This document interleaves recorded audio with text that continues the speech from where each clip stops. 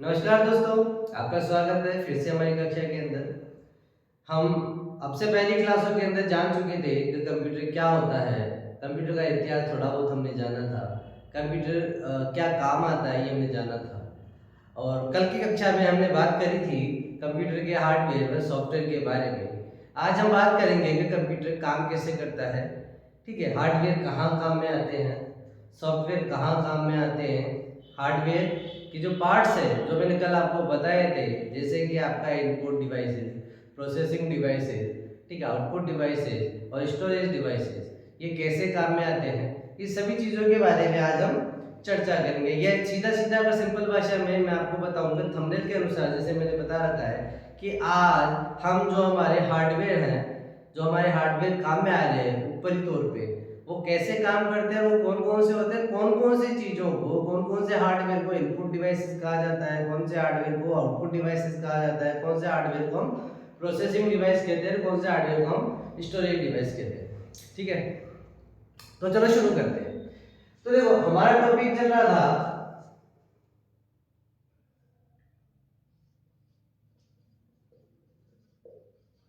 Computer system.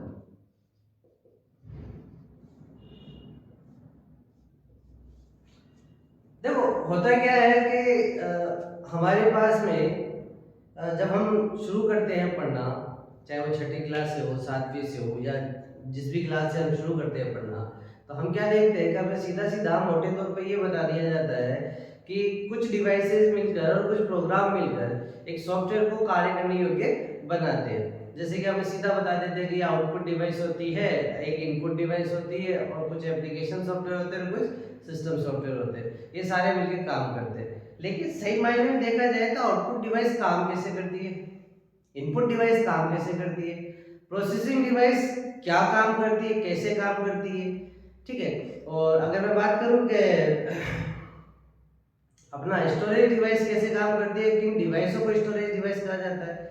ठीक है, तो आज हम बात करेंगे ओवरऑल ऊपर वाले हार्डवेयर सिस्टम के बारे में कि हार्डवेयर सिस्टम में क्या क्या चीजें होती है, वो कैसे कैसे काम करती है। तो सबसे पहले अगर मैं आपको ये बताऊं तो कंप्यूटर सिस्टम काम कैसे करता है, तो वो देखो कैसे करता है कि जैसे मान लीजिए हमारे पास एक यूजर है जिसका नाम मैं रख देता हूं अरुण। ठीक है, मान लीजिए कि ये मैं ही हूं। ठीक है, अब क्या होता है कि मुझे सिस्टम ऑपरेट करना है, कंप्यूटर चलाना है। ठीक है, मुझे कंप्यूटर के ऊपर को गाना चलाना है मान लो। ठीक है, तो मैं क्या करूंगा, मैं सीधा सीधा कीबोर्ड से या माउस से इसको कमांड दूंगा और इसे कहूंगा भैया आप ये गाना चला दीजिए। ठीक है, तो क्या करा, मैंने इनपुट दिया है ना, और उसने जैसे इनपुट क्या दिया, मैंने जैसे ही गाने पे क्लिक करा गाना चल गया। लेकिन क्या इतना सिंपल है इस चीजों को समझ पाना कि कैसे चीजें काम कर रही है। हम पढ़ेंगे जरूर, हम, मैं ये बात नहीं कह रहा था हम पढ़ेंगे नहीं आउटपुट सिस्टम के बारे में, हम पढ़ेंगे नहीं इनपुट सिस्टम के बारे में, मैं नहीं कह रहा था प्रोसेसिंग सिस्टम या स्टोरेज सिस्टम के बारे में नहीं पढ़ेंगे, लेकिन सबसे पहले जाने तो सही कि कौन सी चीजें कैसे काम करती है, किस तरीके से वो काम कर रही हैं। तो देखो ये काम होता है कैसे, और जो डिवाइसेस जिनके मैंने नाम बताया ना अभी आपको, जिनके भी मैंने अभी नाम बताए, जैसे कि मैं अगर हार्डवेयर डिवाइस की बात करूं, यहाँ देखो यहाँ डायग्राम बनाता हूं मैं, हार्डवेयर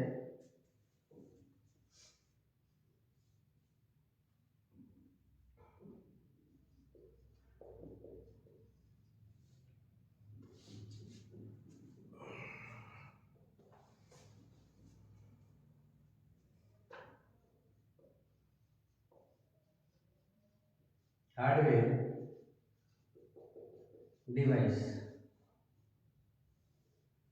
ठीक है, कौन कौन सी थी, जैसे कि मैंने कल बताया था, मैं उसी सीक्वेंस में इन डिवाइसेस को जमाता हूं जिस सीक्वेंस के अंदर ये डिवाइसेस काम करती है ना, तो उससे थोड़ा समझने में आसानी रहेगी।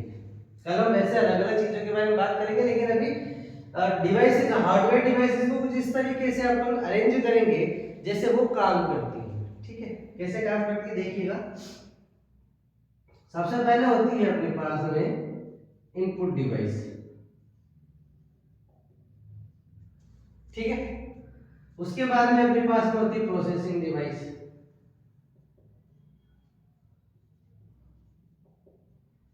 घबराइए मत, मैं बताऊंगा कौन सी डिवाइस को प्रोसेसिंग डिवाइस कहते हैं, कौन सी डिवाइस को इनपुट डिवाइस कहते हैं, कौन सी को आउटपुट कहते हैं, कौन सी को स्टोरेज। आप घबराइए मत, सिर्फ आप देखिए अभी, है ना, चीजें क्या होती है।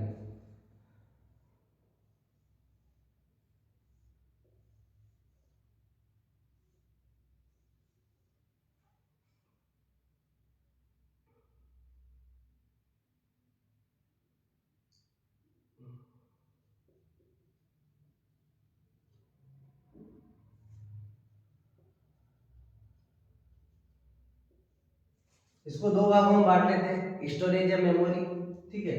फिर अपने पास में बाद में होती है आउटपुट डिवाइस।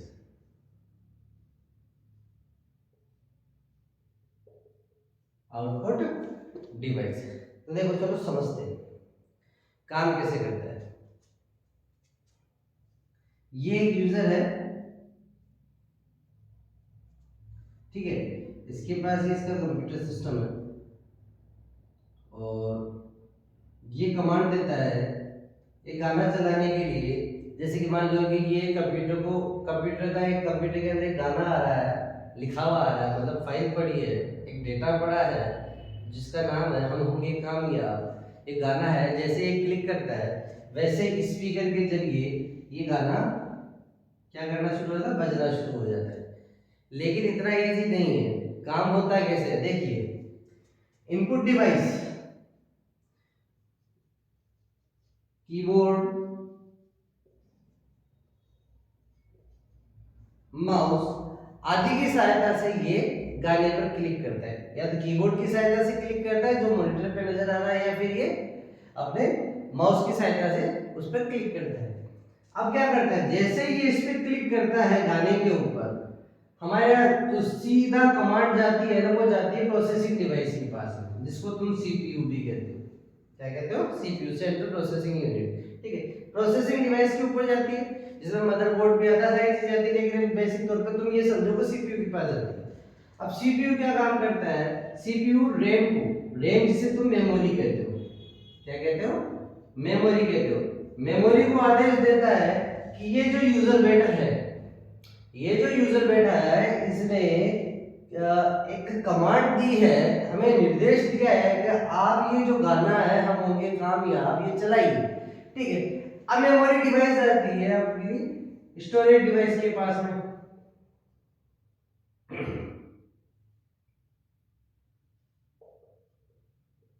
स्टोरेज डिवाइस के पास में, किसके पास जाती है, स्टोरेज डिवाइस के पास में। स्टोरेज डिवाइस कौन सी होती है, अपनी हार्ड डिस्क होती है। जैसे फोन के अंदर उसका इंटरनल स्टोरेज होता है, मेमोरी कार्ड होता है, वैसे ही हार्ड डिस्क होती है। हार्ड डिस्क के पास जाते हैं, हार्ड डिस्क पे जहां भी वो गाना पड़ा है वहां से वो मेमोरी पे वापस लोड होता है। मेमोरी फिर सीपीयू की सहायता से उसको आउटपुट डिवाइस को भेजती है, जिसको तुम स्पीकर कहते हो। क्या कहते हो, स्पीकर। किस नाम से पुकारते हैं अपन, स्पीकर। तो स्पीकर के पास जाते हैं, वो गाना बजना शुरू हो जाता है। समझे, इसको वापस एक बार समझ लो। देखो ये यूजर है, इस यूजर ने एक गाना चलाया हम होंगे कामयाब, तो इसने तो क्या काम करा, सिर्फ एक डिस्प्ले के ऊपर, मॉनिटर के ऊपर एक गाना आ रहा था, मतलब गाना लिखा हुआ था या टेक्स्ट फाइल में था, जिस भी तरीके से था, इसने उस पर क्लिक कर दिया। किससे करा, इनपुट डिवाइस, जिससे माउस से या कीबोर्ड से क्लिक कर दिया, एंटर प्रेस कर दिया उस पर ले जाके, ठीक है। अब हुआ क्या कि जैसे इसने प्रेस करा, अंदर क्या प्रोसेस होता है, अंदर सीपीयू के पास जाता है ये कमांड, सीपीयू इस कमांड को ट्रांसफर करता है मेमोरी के पास में। मेमोरी को कहता है कि भैया ये जो यूजर है ये गाना चलाना चाह रहा है जिसका नाम है हम होंगे कामयाब। अब आप जाइए देखिए कि वो स्टोरेज डिवाइस में कहां पड़ा है। मेमोरी जाती है स्टोरेज डिवाइस के अंदर, स्टोरेज डिवाइस को फिर वो देखती है, उसके अंदर जहां भी वो गाना पड़ा होता है वो विद इन सेकंड वापस मेमोरी पर लोड होता है। कहां लोड होता है, मेमोरी पर लोड होता है। और जब तक वो गाना कंप्लीट नहीं होता तब तक वो मेमोरी पर ही रहता है। मेमोरी और प्रोसेसर के साथ में मिलकर वो गाना फिर आउटपुट के जरिए, मतलब स्पीकर के जरिए चल रहा होता है, ठीक है। तो ये कुछ इस प्रकार का प्रोसेस होता है, ठीक। यही अपने पास में हार्डवेयर डिवाइसेस होती है। कौन कौन सी, इनपुट डिवाइस होती है, प्रोसेसिंग डिवाइस होती है, स्टोरेज डिवाइस होती है, आउटपुट डिवाइस होती है, एक डिवाइस और होती है जो इनपुट और आउटपुट दोनों का मिक्सर होती है ना, जिसको हम इनपुट आउटपुट डिवाइस कहते हैं। क्या कहते हैं? Input output device. जिसे तुम आईओ डिवाइस भी कह सकते हो। आई मतलब इनपुट और ओ मतलब आउटपुट। ठीक है, तो देखो आज हम चर्चा करेंगे कौन सी डिवाइस को इनपुट डिवाइस कहते हैं, कौन सी डिवाइस को प्रोसेसिंग डिवाइस कहते हैं, कौन सी स्टोरेज डिवाइस कहते हैं, आउटपुट डिवाइस कौन सी होती है, इनपुट आउटपुट डिवाइस कौन सी होती है। ठीक है, तो कम से कम तुम्हें अभी इतना तो समझ में आया होगा कि एक चीज, एक कमांड जो हमारे द्वारा कंप्यूटर को दी जाती है वो कैसे प्रोसेस होकर हमें आउटपुट के जरिए बाहर मिलती है। ठीक है, अब आगे बात करते हैं।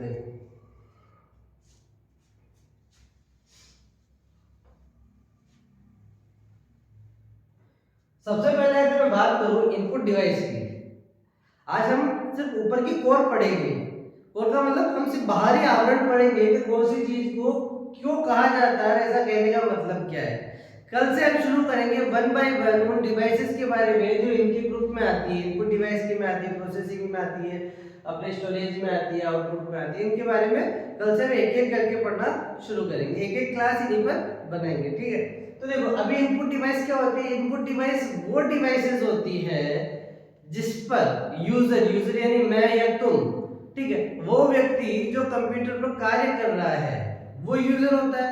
उस यूजर के द्वारा जिस भी डिवाइस से कंप्यूटर को कमांड दी जाती है, कमांड का मतलब आप उसे जो भी आदेश दे रहे हो, जैसे आप मान लीजिए कि आपने किसी फोल्डर के ऊपर डबल क्लिक करा, फोल्डर खुल गया, तो आपने उसे कमांड दी। आपने किसी गाने पर क्लिक करा, वो गाना चल गया, आपने उसे कमांड दी, गाना चला।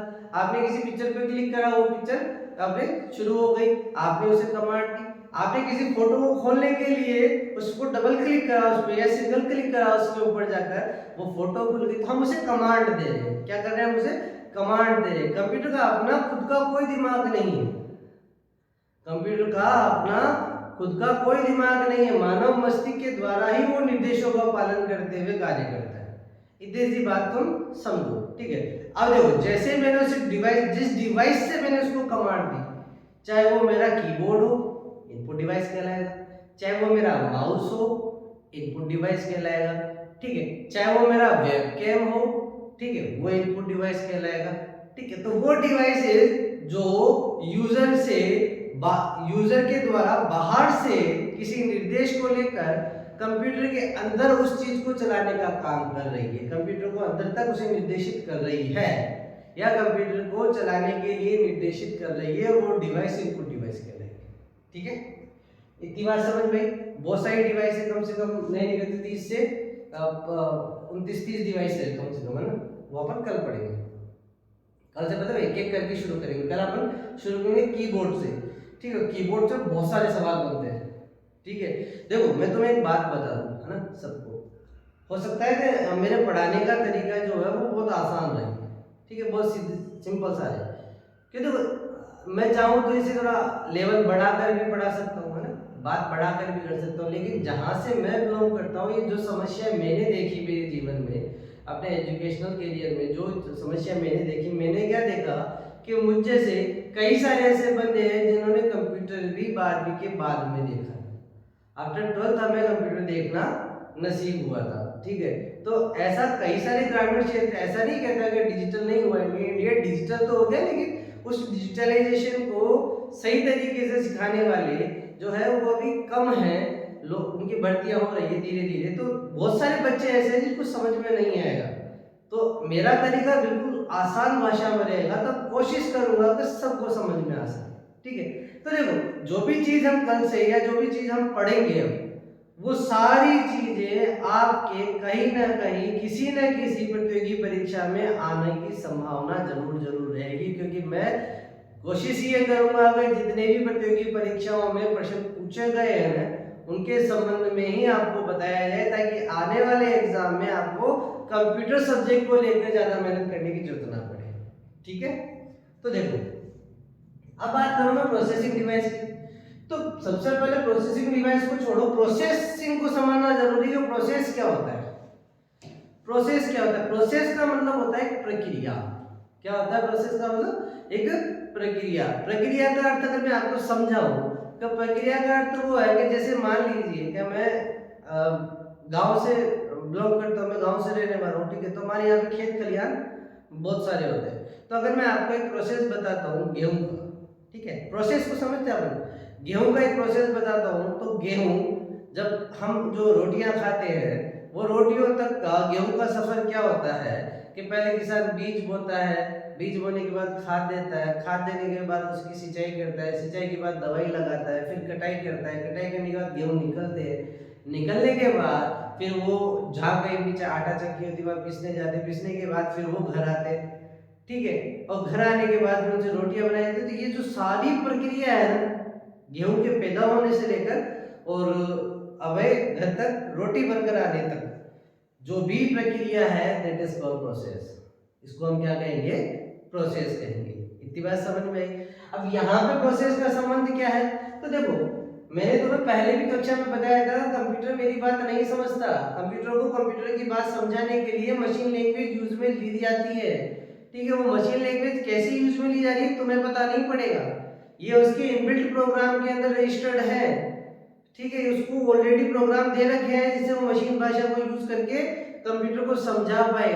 तो देखो, अब प्रोसेस को अगर मैं शुद्ध भाषा में समझाऊं ना तुम्हें, कि जैसे मान लीजिए कि मैंने एक प्रिंट आउट लेना है, वो फोटो है, ठीक है, कोई राधा कृष्ण की फोटो है, मुझे उसका प्रिंट आउट लेना है।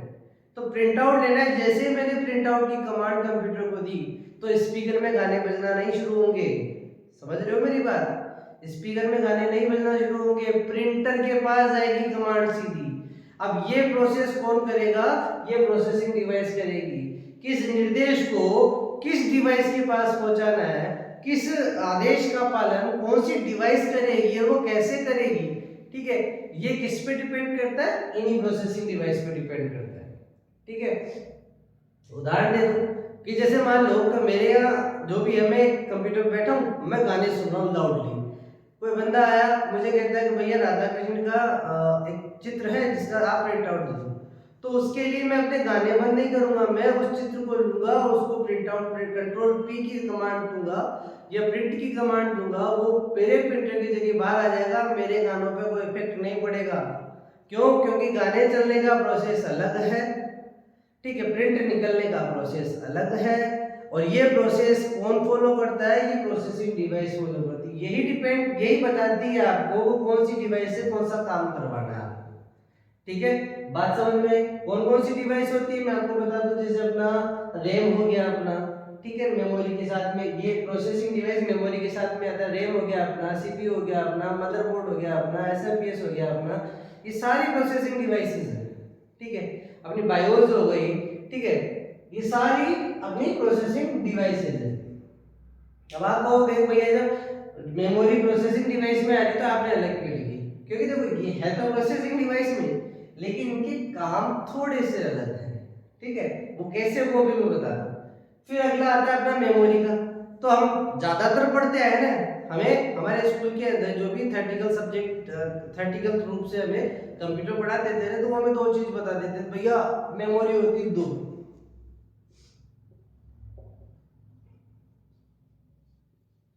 एक होती है रैम, दूसरा होता है रोम, ठीक है। लेकिन कोई भी ये नहीं बताता था कि रैम रोम काम क्या करती हैं, काम कैसे करती हैं, ठीक है। रैम ज्यादातर क्या था, हमें फुल फॉर्म बताती थी, भैया रैम का मतलब रैंडम एक्सेस मेमोरी होता है, रोम का मतलब रीड ओनली मेमोरी होता है।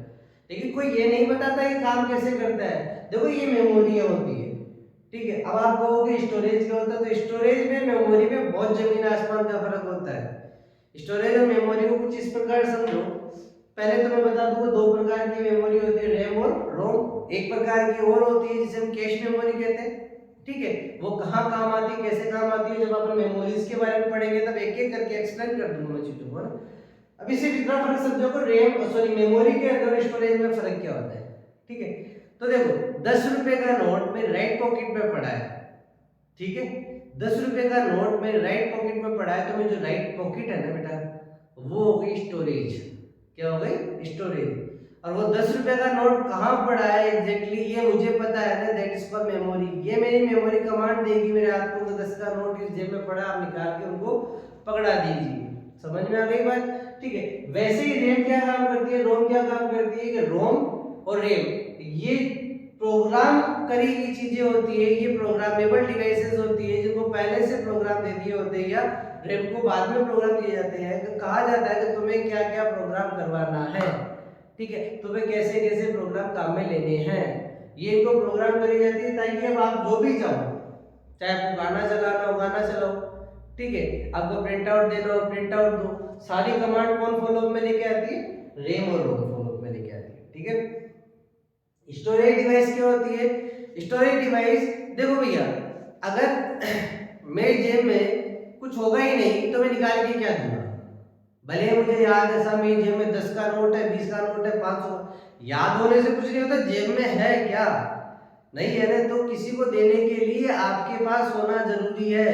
तो वैसे ही ये स्टोरेज डिवाइस क्या काम करती है, इसके अंदर डेटा को स्टोर किया जाता है, क्या किया जाता है, डेटा को स्टोर किया जाता है। जब डेटा इसमें स्टोर होता है तभी तो वो काम करेगा, तभी तो निकाल कर आपको आउटपुट दिया जाएगा, ठीक है ना। तो स्टोरेज डिवाइस क्या काम करती है, डेटा को स्टोर करने का काम करती है, क्या काम करती है, डेटा को स्टोर करने का काम करती है। आपने इनपुट कमांड दे दिया, आपने प्रोसेसिंग कमांड इनपुट देते प्रोसेसिंग चालू हो गई, मेमोरी ने स्टोरेज से सामान निकालना शुरू कर दिया, जो भी काम करना था शुरू कर दिया। आउटपुट डिवाइस क्या काम करेगी, आउटपुट डिवाइस उस चीज का आपको आउटपुट देगी, भाई आपको बताएगी तो सही ना, भाई तेरे जो कहा है, तूने मुझे गाना बजाने का, गाना बज रहा है सुनो, अब वो सुनेगा किसके थ्रू, आउटपुट डिवाइस के थ्रू। अब आउटपुट डिवाइस कौन सी होती है, अपना स्पीकर हुआ, आउटपुट डिवाइस होती है ना प्रिंटर हुआ, आउटपुट डिवाइस होती है, ठीक है। तो वो सारी डिवाइसेस जो हमें आउटपुट देती है, हमारे निर्देशों का पालन करते हुए हमें आउटपुट जनरेट करती है, that is called output devices, ठीक है। अब आगे बात करो इनपुट आउटपुट डिवाइसेस, तो वो डिवाइस जो इनपुट भी देती है और आउटपुट भी देती है। उदाहरण के तौर पे आपका मल्टी फंक्शन जो प्रिंटर आता है ना, जिसमें स्कैनर भी आता है और जिसके अंदर आपके पास में प्रिंटर भी आता है, आप स्कैन करके किसी चित्र को कंप्यूटर के अंदर भी भेज सकते हो, कंप्यूटर में उसे प्रिंट कमांड देके कंप्यूटर से बाहर भी निकाल सकते हो एक ही डिवाइस से। तो वो सारी डिवाइसेस इनपुट आउटपुट डिवाइस कहलाती है। बात समझ में आई किसी, ठीक है। तो एक एक चीज की अपन परिभाषा लिखेंगे, लेकिन वो जब इनको पढ़ना शुरू करेंगे तब इनकी परिभाषाओं के बारे में मैं आपको बताऊंगा, ठीक है। आज के लिए इतना ही, धन्यवाद। आप लिख लीजिए इसे।